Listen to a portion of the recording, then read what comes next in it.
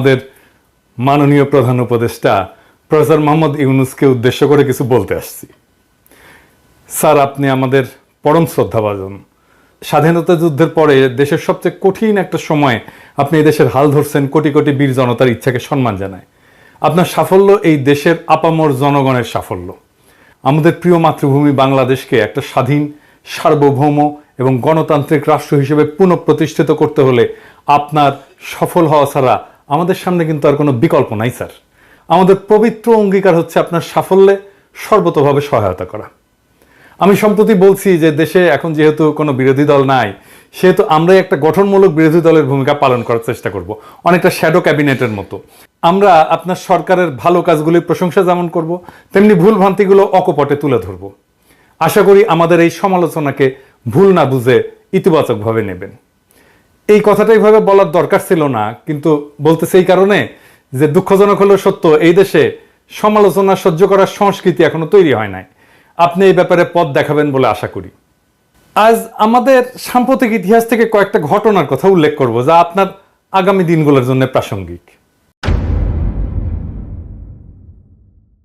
প্রথম ঘটনা হলো মুক্তিযুদ্ধের পরে শেখ মুজিবের দেশে প্রত্যাবর্তন। অবিভক্ত পাকিস্তানে বাংলাদেশের গণতান্ত্রিক সংগ্রামের নেতা ছিলেন শেখ মুজিব, এটা ইতিহাস স্বীকৃত। কিন্তু মুক্তিযুদ্ধের নায়ক কিন্তু তিনি ছিলেন না। যুদ্ধের 9 মাস দেশে যে বৈপ্লবিক পরিবর্তন হয়ে গেছে সে সম্পর্কে তার বিন্দু মাত্র কোনো ধারণা ছিল না। তিনি যে অবস্থায় দেশ ছেড়ে গেছিলেন, ফিরে আসার পরে বাংলাদেশ আর সেই দেশ ছিল না, কারণ তার মাঝখানে একটা মহান মুক্তিযুদ্ধ ঘটে গেছে। অনেক রক্ত, অনেক আত্মত্যাগ, অনেক যুদ্ধ, অনেক কষ্ট, অনেক বেদনা, দেশ ত্যাগ, এই সমস্ত কিছু এই সময়ের মধ্যে ঘটে গেছে। তিনি সে বিপ্লবকে ধারণ করতে পারেননি, শুনতেও চাননি কি হয়েছিল, কারা করছিল, কেন করছিল, কিভাবে হয়েছিল, শুনতে চাননি। কারণ তিনি বিপ্লবকে ধারণ করতে চাননি, কারণ তাতে তার ভূমিকা ছিল না।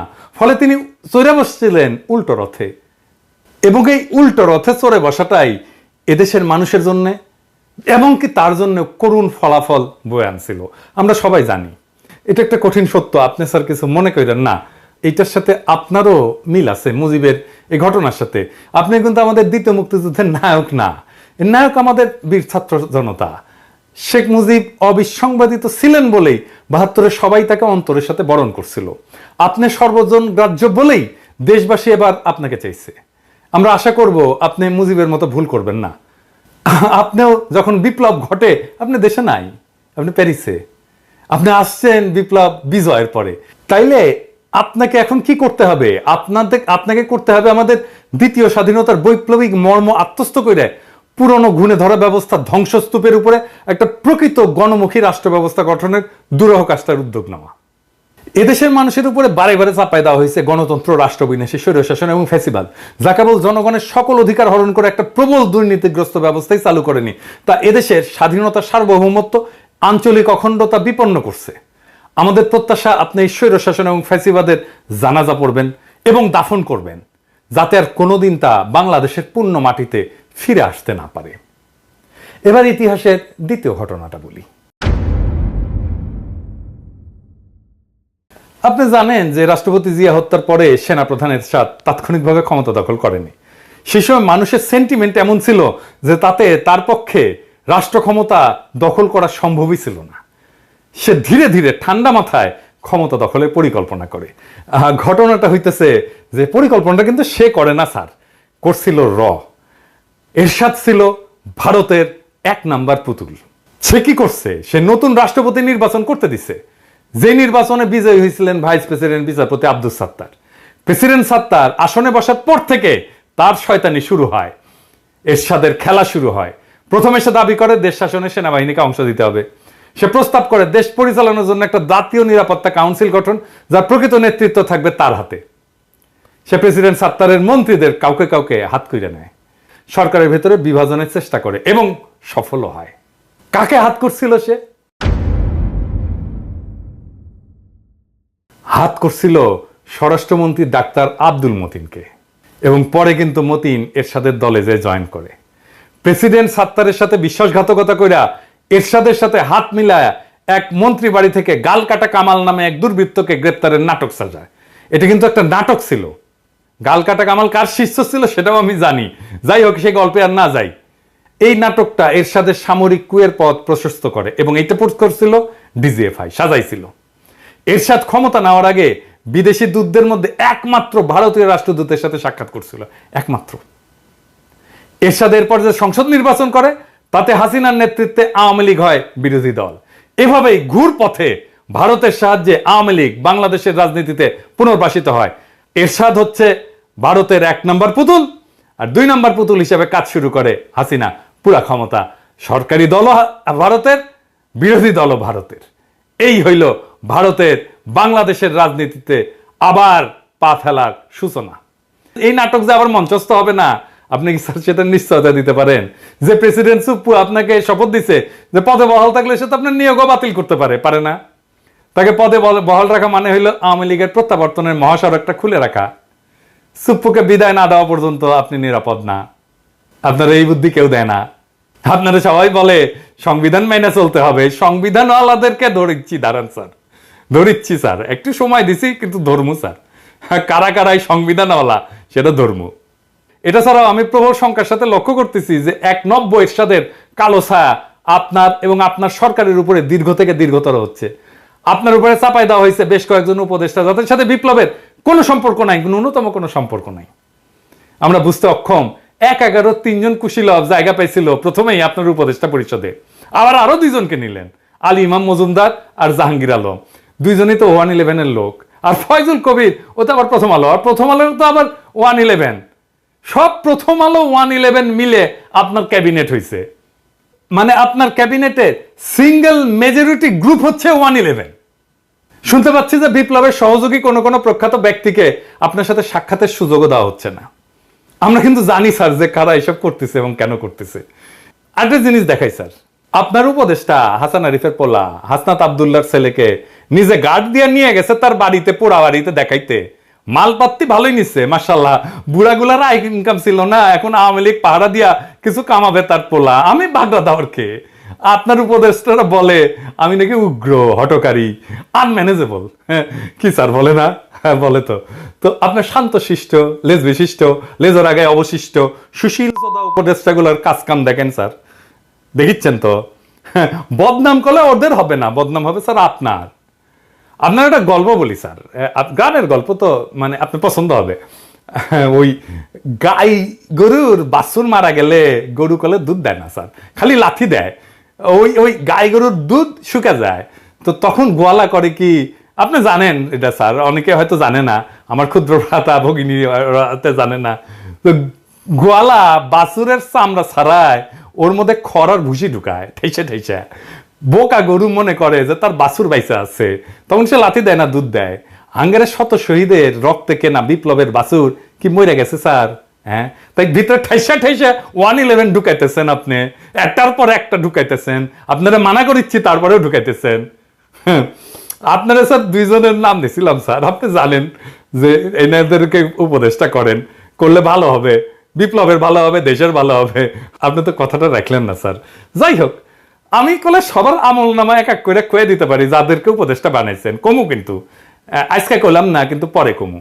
ইন্ডিয়া গলে ভালো করে জানে যে 1981 সালের মতো এইবারও আওয়ামী লীগকে সোজা পথে ক্ষমতায় আনা সম্ভব না। তাই তাদের কাছে বাংলাদেশকে পদতলে রাখার একমাত্র উপায় হচ্ছে এরশাদের মতো ঘুর পথে ক্ষমতায় আসা। এটাই তারা করিচ্ছে। এই জন্যই আপনার ক্যাবিনেটে সব 111-এর লোকজন ঘুর পথে। এই মুহূর্তে এই ধরনের একটা সম্ভাবনার বিরুদ্ধে ব্যবস্থা না নিলে আপনার সরকার অচিরেই বড় ধরনের বিপদে পড়বে। ঢাকায় নিযুক্ত আমেরিকান প্রাক্তন উপরাষ্ট্রদূত বাংলাদেশ প্রেমিক কিন্তু জন ড্যানিলোভিচ, আপনি চেনেন ভালো করে, এমনি এমনি বলেনি যে আর্মির উপর কর্তৃত্ব স্থাপন এই মুহূর্তে আপনার সবচেয়ে বড় প্রয়োজনীয় কাজ। এই কাজটা করেন। ইতিহাসের 3য় ঘটনাটা বলি স্যার। হ্যাঁ, 1996 নির্বাচনের সময় বাংলাদেশের রাষ্ট্রপতি ছিলেন আব্দুর রহমান বিশ্বাস। উনি ছিলেন বিএনপির দ্বারা নির্বাচিত এবং একটা মহল থেকে তাকে সরায় দেওয়ার গুঞ্জন ওঠে। সেই সময় সেনা প্রধান ছিলেন জেনারেল নাসিম। নাসিম সেনা অভ্যুত্থান করার চেষ্টা করে একটা সময়।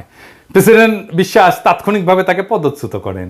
খুব ছোটখাটো মানুষ ছিলেন কিন্তু প্রেসিডেন্ট বিশ্বাস, বড় সড়ো না, লম্বা চড়ো না, আমার মতো ছোটখাটো মানুষ, কিন্তু সাহসী ছিলেন।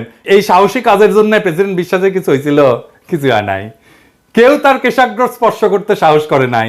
আপনাকে এই ঘটনা স্মরণ করে দেওয়া প্রয়োজন মনে করতেছি, আপনি বুঝেন আমি কেন এটা বললাম আর কি। সবশেষে ইতিহাস থেকে চতুর্থ ঘটনাটা বলি।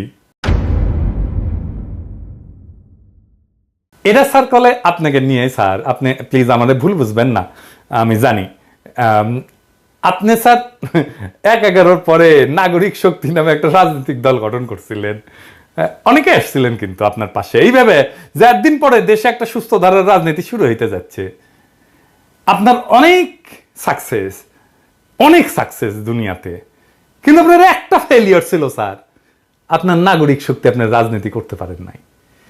আপনি কিছুদিন পর দলটা বিলুপ্ত করে দিলেন এবং বললেন যে রাজনীতি আপনার কাজ না, আপনি রাজনীতি থেকে সরে গেলেন, কুইট করলেন। আপনি একটা কাজেই ব্যর্থ হয়েছিলেন, রাজনীতি, রাষ্ট্র পরিচালনার রাজনীতি। কিন্তু স্যার সবচেয়ে বড় রাজনীতি রাষ্ট্র পরিচালনা। ইতিমধ্যে কেউ কেউ আমার কাছে সন্দেহ প্রকাশ করছেন যে অবস্থা প্রতিকূল হইলে আপনি আবারও কুইট করে চলে যাবেন। আমি যদিও এসব বিশ্বাস করি না, তবুও আপনাকে মনে করাই দিচ্ছি যে আপনার চলে যাওয়ার কোনো রাস্তা কিন্তু খোলা নাই স্যার। আপনার দুনিয়াতে পাওয়ার কিছু নাই, এটা সত্য। দুনিয়াতে আপনি যে অসীম সম্মান পাইছেন, আপনি দুনিয়ার বুদ্ধিবৃত্তিক দিকে যেই জায়গায় আছেন, অবস্থান করতেছেন, সেইটার তুলনা বাংলা পৃথিবীতে আর কেউ নাই। কিন্তু এই বিপ্লব যদি ফেল করে স্যার, আপনার কোনো অর্জন কেউ মনে রাখবে না স্যার, আপনার ব্যর্থতা শুধু মনে রাখবে। দুনিয়া সম্পর্কে আপনি আমার চাইতে অনেক বেশি জানেন, মানব চরিত্র সম্পর্কে অনেক বেশি জানেন। আপনি মুরব্বী শুধু না, আপনি আমার গুরুজন, আপনাকে জ্ঞান দেওয়া আমার মানায় না। কিন্তু আমি আপনারে জ্ঞান দিতেছি না স্যার, আপনারে নির্মম রাজনৈতিক বাস্তবতা কইতেছি। আপনার পরম শুভাকাঙ্ক্ষীর মধ্যে পিনাকে এই রাজনীতির পঙ্কিল জটিল পথে দীর্ঘদিন হাঁটছে। আমার কথাগুলো চিন্তা করেন। আপনি যদি ব্যর্থ হন, আপনার কোনো সাফল্য দুনিয়া মনে রাখবে না স্যার, আপনার এই ব্যর্থতার কথা মনে রাখবে। খুবই নির্মম এইটা। আপনি নিশ্চয়ই উপলব্ধি করেন যে আপনার সরকার বিফল হলে এই যে আন্দোলনকারী লক্ষ কোটি ছাত্র জনতার কি হবে, এটা জানেন তো স্যার? হয় তারা মারা যাবে, নয়তো আয়না ঘরের মতো বন্দিশালায় ধুকে ধুকে বাকি জীবন কাটাবে। আমাদের সমস্ত স্বপ্ন চূর্ণ বিচূর্ণ করে পরাজিত ফ্যাসিবাদ বহুগুণ নির্মমতা নিয়ে বাংলার মাটিতে আবার ফিরে আসবে। বাংলাদেশের স্বাধীনতা, সার্বভৌমত্ব, আঞ্চলিক অখণ্ডতা চিরতরে হারায় যাবে। সুতরাং বিপ্লবকে সাফল্যের স্বর্ণ শিখরে পৌঁছে দেওয়ার যে পবিত্র দায়িত্ব আপনি গ্রহণ করছেন, তা আপনাকে সম্পন্ন করতেই হবে স্যার। শুরুতেই বিপ্লবকে সুসংহত করতে হবে, ফ্যাসিবাদের ফেলে যাওয়া দোসরদের তাড়াই দিতে হবে ক্ষমতার বলয় থেকে। আমার আবেদন, আপনি অত্যন্ত জরুরি কাজটা সেরে ফেলেন, পুরো সরকারকে আপনার নিজের সরকার হিসেবে সাজায় নেন। ইতিহাসের যে ঘটনাগুলো উল্লেখ করলাম, তার সবচেয়ে বড় শিক্ষা হলো যে এই কাজে যে কোনো ধরনের বিলম্ব করা যাবে না স্যার। বেহুলা বাসর ঘরে ঢুকছিল সবচেয়ে আনন্দের সময়টা কাটাইতে, ওই বাসর ঘরের ছিদ্রপথে সাপ ঢুকে গেছিল। এই বেহুলার এই ক্ষমতার বাসর ঘরে ছিদ্রপথে অনেকগুলো সাপ ঢুকে গেছে, তাদের এই মুহূর্তে খতম করেন স্যার। আপনি রাষ্ট্রপতির দায়িত্ব গ্রহণ করেন, বিপ্লবী জনতা তাদের সমস্ত ক্ষমতা আপনার উপরে অর্পণ করছে। বিপ্লব সংবিধান স্যার, আপনাকে সংবিধানের পথে যারা হাঁটাচ্ছে তারা বিপ্লবের শত্রু। বিপ্লব যদি ব্যর্থ হয়, আমরা কিন্তু উপদেষ্টা মণ্ডলীর কাউকে ছাড়বো না স্যার। আপনি নির্ভয়ে রাষ্ট্রের পূর্ণ কর্তৃত্ব গ্রহণ করেন, রাজপথে আপনার অভিষেক হবে জনতার সমর্থনে। কিন্তু আপনি যদি ক্রমাগত আমাদের আহ্বান উপেক্ষা করেন, আপনার বিরুদ্ধে উচ্চকিত হইতে, এমনকি পথে নামতে আমরা দ্বিধা করব না। ইনকিলাব জিন্দাবাদ।